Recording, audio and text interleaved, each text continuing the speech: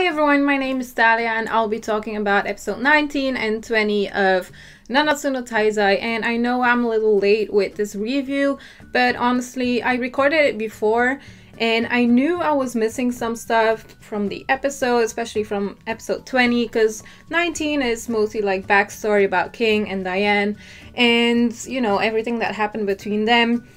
But then episode 20 happened, which was very epic. The fights were awesome.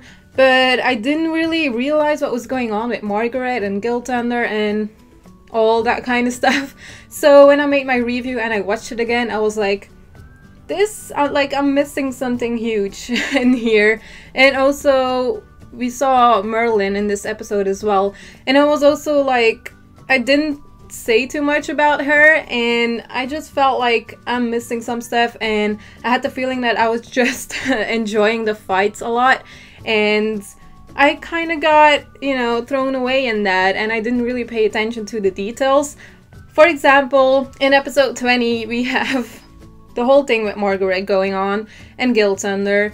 And, you know, of course, by the end of the episode, I knew that, you know, they're in love with each other and she had a curse. But that's what I realized when I saw it second time. The first time I thought it was Guilt Thunder who had the curse. So it wasn't him, it was her who had a curse, and the little animals that were following her and that could kind of change, that was the curse. So I didn't realize that until I watched it a second time.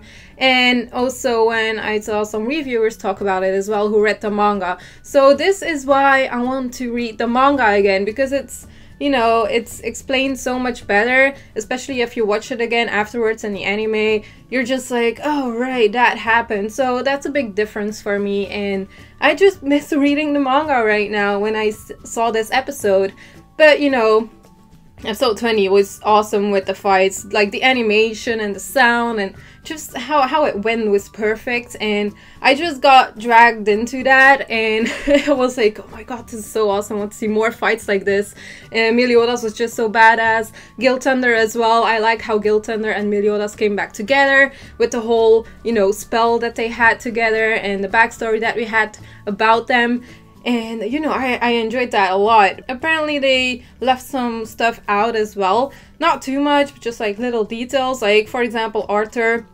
He seemed very weak in these episodes because, you know, everyone knows Arthur as this great king and all that, and he's like very strong. But he wasn't in the anime. Like now in the series, he doesn't seem that strong. But apparently this was his first fight ever. So that explains a lot of him not being like the strongest and being able to fully be there for like Meliodas when the other ones were attacking him. You know, I'm glad that I got that explained, because I was already wondering like, what's up with Arthur? Like, I want to see more of him, but I'm not sure if he will, because, you know, he's not fully developed yet when it comes to like his skills and all that. But, you know, he was kind of like a plot device to bring Merlin into the story. So we saw Merlin. Merlin looks like a babe. She's really cool.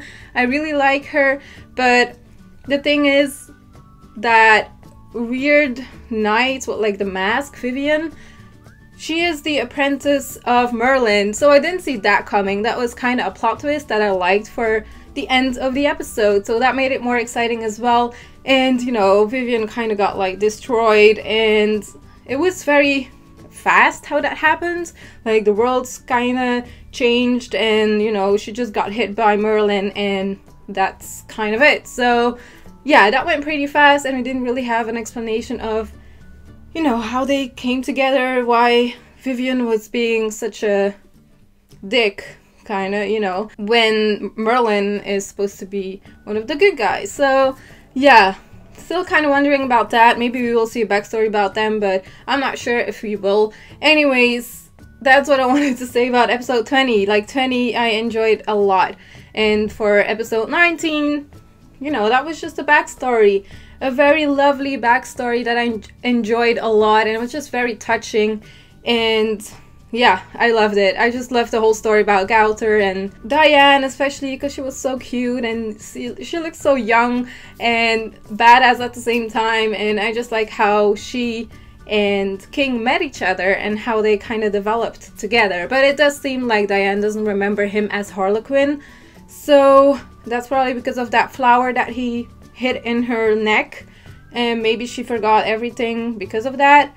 I'm guessing that's the case. So yeah, it was kind of sad when Diane was like, huh, Harlequin, sorry, that sounds familiar, and he's like, nah, it must have been a dream. So I kind of wish that she would remember, so she could realize how important King is to her, and you know why he likes her so much.